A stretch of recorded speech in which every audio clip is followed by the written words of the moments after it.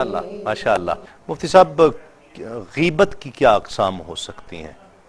بسم اللہ الرحمن الرحیم۔ سب سے پہلے تو غیبت کی حقیقت کے حوالے سے تھوڑی سی بات عرض کر دوں کہ جیسا کہ مشہور و معروف حدیث بھی ہے، اسی میں ساری بات واضح ہو جاتی ہے کہ حضور پرنور صلی اللہ تعالیٰ علیہ وسلم سے جب پوچھا گیا کہ غیبت کیا ہے تو آپ صلی اللہ علیہ وسلم نے ارشاد فرمایا کہ ذکر کا اخاک بما یکرہ، کہ تمہارا اپنے بھائی کا ایسا ذکر کرنا یا اس کے بارے میں ایسی بات ذکر کرنا کہ جو اسے ناگوار گزرے۔ ٹھیک۔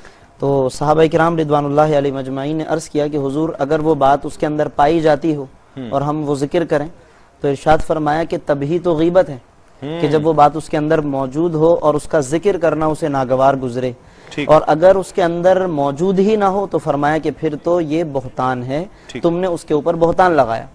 تو یہ غیبت اور بہتان یہ دو ایسی برائیاں ہیں کہ جو ہمارے معاشرے میں بہت زیادہ پائی جاتی ہیں اور بہت لذت کے ساتھ پائی جاتی ہیں۔ جی ہاں بالکل، بہت لذت کے ساتھ اور بہت ہی ایسے انداز کے ساتھ ذکر کرتے ہیں کہ یوں سمجھ لیں کہ اس پہ ندامت بھی نہیں ہوتی، شرمندگی بھی نہیں ہوتی، اس کو شاید کہ اچھا سمجھ کر کرتے ہیں، کوئی اس کے اوپر احساس بھی نہیں ہوتا کہ کس طریقے سے ہم نے اپنے بھائی کی عزت کو ہم نے پامال کیا ہے۔ ٹھیک۔ غیبت، یہ غیبت نہ کریں تو کیا کریں؟ غیبت کانفرنس جو ہے وہ باقاعدہ غیبت نہ کریں تو کیا کریں، باتیں کیا کریں ہم؟ جی، یہ کہتی ہیں بلکہ حیرت انگیز خبروں میں آتا ہے کہ 4 عورتیں بیٹھیں اور خاموش رہیں۔ اچھا، یہ تو خیر ایک الگ چیز ہے، یہ بھی ایک زبان کی آفات کے حوالے سے بات کریں گے۔ غیبت اور چغلی میں فرق کیا ہے مفتی صاحب؟ غیبت اور چغلی میں کیا فرق ہے؟ اس کی ماہیت اور حقیقت میں فرق ہے۔ چغلی کے اندر انسان کسی کی برائی اس لیے بیان کرتا ہے تاکہ دو اشخاص میں باہم تنازع اور نفرت اور کدورت پیدا ہو۔ اگر اس فتنہ پھیلانے کے قصد و ارادے سے ایک کی بات دوسرے کو اور دوسرے کے بعد پہلے کو لگایا تو اس کو وہ تو غیبت کی صورت نہ ہوئی کہ آپ نے وہ چیز تھی اس میں موجود اور آپ نے اگلے، یہ بھی وہی ہے، لیکن یہ چغلی کے اندر فتنہ پھیلانے کا قصد و ارادہ ہوتا ہے، یعنی دو کو لڑوانے کا ارادہ۔ ٹھیک ہے۔ غیبت میں دو کو لڑوانے کا ارادہ نہیں، آپ کسی کی برائی کر رہے ہیں، اگر اس میں بھی یہ ارادہ شامل ہو جائے تو وہ غیبت سے چغلی کے اندر عام زبان میں جس کے لیے کہا جاتا ہے فلاں بندہ بہت سیاسی ہے، وہ یہی کر رہا ہوتا ہے۔ جی ہاں، سیاسی جو ہوتا ہے یہ خواتین خاص طور پہ بی جمالوں کا کہ وہ جو فرضی کردار ہے کہ یہاں سے بات سنی یہاں لگا دی اور یہاں کی دوسرے محلے میں جا کے لگا دی اور پھر لڑوا دیا رشتہ داروں کو اور محلے والوں کو۔ ایسی آفیسز میں آپ دیکھیے، آپ سے کچھ کمنٹس لیں گے، افسر کو جا کے بتا دیں گے، وہاں سے تھوڑا سا لیں گے، اس کو آ کے بتائیں گے، ان میں آپس میں پھر ایک دوسرے کو لڑوا دیتے ہیں۔ یہ سب چغلی کے زمرے میں۔ اگر یہ انفارمیشن کے طور پر کوئی سمجھ کے کر رہا ہو کہ میں کسی ادارے میں کام کرتا ہوں اور باس کو انفارمیشن دیتا ہوں، اس کو انفارم رکھتا ہوں آفس کے ماحول سے کہ کون کون آپ کے بارے میں کیا سوچ رہا ہے، اگر اس صورت میں کیا جائے تو بھی چغلی ہوگی؟ یہ مشہور ضابطہ خلیہ ہے کہ الامور بمقاصدہا، کہ امور اپنے مقاصد کے ساتھ ہوتے ہیں۔ ٹھیک ہے۔ تو یہ اب دیکھیں معاملہ دونوں جگہ ایک ہے کہ وہ برائی کر رہا ہے، لیکن قصد و ارادے سے حکم بدل جائے گا۔ اگر تو فتنہ پھیلانے کا قصد و ارادہ ہے، فقط برائی کرنے کا ارادہ ہے تو غیبت اور چغلی قابل مذمت، اور اگر کسی مسلمان بھائی کو دھوکے سے بچانا مقصود ہے، کسی ادارے کی تعمیر و ترقی میں اپنا کردار ادا کرنا مقصود ہے جو بغیر اس برائی کو ظاہر کرے نہیں ہو سکتا، تو یہ اچھی نیت کے ساتھ اس نے یہ عمل کیا، اب یہ محمود ہوگا بلکہ اس پہ اجر و ثواب بھی ملے گا۔ ٹھیک ہے۔ اچھا، کچھ آپ نے یہ بھی دیکھا ہوگا، دونوں سے میں رائے چاہوں گا کہ ہمیشہ یہ کام وہ آدمی کرے گا جو میرٹ پر نہیں ہوگا۔ جو میرٹ پر ہوگا اسے اس کام کرنے کی ضرورت نہیں ہے، وہ ہمیشہ جو میرٹ پر نہیں ہوگا آپ اسی سے توقع رکھیں گے کہ یہ کام کرتا ہوگا، چغلی بھی کرتا ہوگا، غیبت بھی کرتا ہوگا، سازش بھی کرتا ہوگا، اس لیے کہ اس کی اپنی جگہ میرٹ پر نہیں ہے۔ وہ اپنے آپ کو کس طرح سے جسٹیفائی کر پائے گا؟ وہ ان سازشی امور سے اپنی جگہ بنا پاتا ہے آفیسز میں، اور ہر ادارے میں ایسے لوگ موجود ہیں۔ ایک کالر شامل کرتے ہیں۔ السلام علیکم۔ السلام علیکم۔ وعلیکم السلام ورحمۃ اللہ وبرکاتہ۔ جی کیسے ہیں آپ؟ خیریت سے ہیں؟ آج 19واں دن ہے، فون ملاتے الحمدللہ آپ کے آج رمضان میں آپ سے پہلی مرتبہ بات ہو رہی ہے۔ میں حضور ایسا ہے، پہلی بات تو میں مفتیان کرام جو ہمارے تشریف فرما ہے ان کو اور جو دونوں شناخواہ حضرت بیٹھے ہوئے ہیں دونوں کو سلام عرض کرتا ہوں، اور آپ کو اور پوری ٹیم کو بہت بہت مبارکباد پیش کرتا ہوں، رمضان مبارک کی۔ بہت شکریہ۔ اور میں یہ معمول رہا ہے تسلیم بھائی 19वीं आज सही है और 19वीं सही हम लोग सोए नहीं है ये आपका प्रोग्राम देखने के लिए। हम लोग पिछले फजर के पास सोते जोहर के टाइम। वाह वाह वाह, मोहब्बत और ये अल्लाह ताला आपकी पीढ़ी की इस खिदमत को अल्लाह ताला अपने बारगाह रसूल। नहीं ये तो इशरत साहब ये बात तो अपनी जगह पर है, लेकिन आप लोगों की दुआएं भी तो हैं ना। देखें आप लोगों की मोहब्बत, अगर आपसे अर्ज करूँ रमजान शरीफ तो पहले 1 महीना हमारा क्योंकि बन रहा तो हम लोग इस उलझन में थे कि हमारे रमजान शरीफ कैसे बीतेंगे। रमजान शरीफ शुरू होने से पहले ही सब ये क्योंकि चालू हो गया और हमारे घर में रौनक के बहाने आ गई। चलिए अल्लाह ताला आपको खुश रखे। आपको बहुत बहुत मुबारक हो। बहुत शुक्रिया। और तमाम लोगों को बहुत बहुत मुबारक। बहुत शुक्रिया। और तमाम देखने वाले जो दुआ भी करते हैं उनसे गुजारिश भी है हाजी अब्दुल रऊफ साहब के लिए भी दुआ फरमाइए। हम भी दुआ करते हैं कि अल्लाह रब्बुल इज्जत उनको सेहत कामिला व आजला अता फरमाए। एक कॉलर हैं हमारे साथ। अस्सलाम वालेकुम। वालेकुम अस्सलाम जी, कौन और कहाँ से बात कर रहे हैं? तस्लीम भाई, मैं रावलपिंडी से गुलरेहान बात कर रही हूँ। पहले तो आपके सब मेहमान शख्सियात को अस्सलाम वालेकुम। वालेकुम अस्सलाम।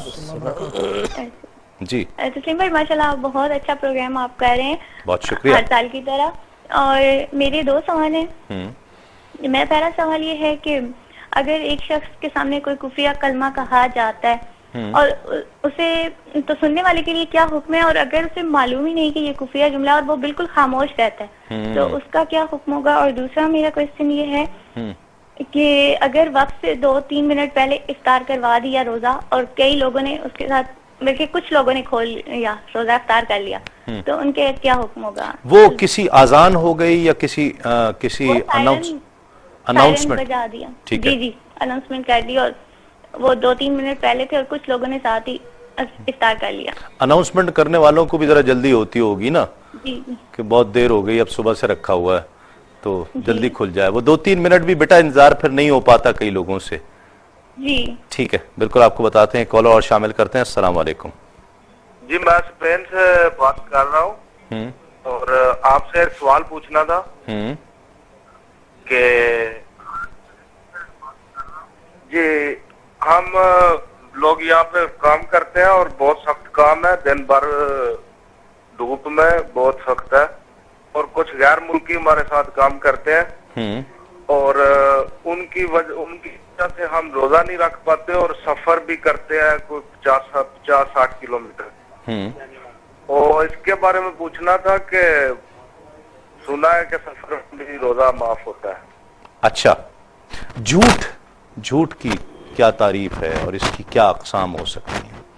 झूठ की तो बिल्कुल भी तारीफ नहीं करनी चाहिए लेकिन झूठ से मुराद होता है किज़्ब, जिसको अरबी में कहते हैं। इसके उलमा ने तारीफ की है कि खिलाफ वाक़े चीज़ बयान करना, एक चीज़ के जो वाक़े में है ही नहीं ऐसी और उसका बंदे को इल्म भी हो कि ये खिलाफ वाक़े है, फिर उसको बयान करना, अगले पर ये ज़ाहिर करना कि ऐसा हुआ है, यानी अगला उस बात की आपकी तस्दीक कर रहा हो और आप खिलाफ वाक़े बयान कर रहे हैं। नबी पाक सल्लल्लाहु ताला अलैहि वसल्लम ने इसको एक बहुत बड़ी ख़यानत भी करार दिया। जिसके साथ आप गुफ्तगू कर रहे हैं, झूठी बात कर रहे हैं, तो एक रिवायत में आता है, फरमाया कि कबूरा ख़यानतन, बहुत बड़ी ख़यानत है कि आप किसी शख्स से वो बात बयान करें कि जो आपके नज़दीक गलत है, झूठ पर मबनी है और वो सामने वाला आपकी तस्दीक कर रहा हो, तो ये उसके साथ धोखा भी है और गलती भी है और इसका बहुत बड़ा वबाल भी है। हदीस में इरशाद फरमाया कि जब बंदा झूठी बात अपनी ज़बान से निकालता है तो फरिश्ता जो है वो उससे 1 मील तक दूर चला जाता है। तो यानी इसका मतलब ये हुआ कि अल्लाह की रहमतें दूर हो जाती हैं, रहमत के मलाइका उसके पास से चले जाते हैं। हालांकि अगर यही शख्स सच्ची बात करता तो अल्लाह की रहमतों का नुज़ूल होता, रहमत के मलाइका उसका अहाता कर लेते, लेकिन झूठी बात ने इसके साथ मामला ये कर दिया कि ये अल्लाह की रहमत से दूर हो गया। ठीक, ये कहा जा सकता है कि झूठ जुबान की जितनी आफात हैं, जो जुबान के जराए हैं आफात के, उनमें एक बहुत बड़ी वजह है, एक बहुत बड़ा जरिया है झूठ, कि जिसकी वजह से बहुत बड़ा वबाल आता है।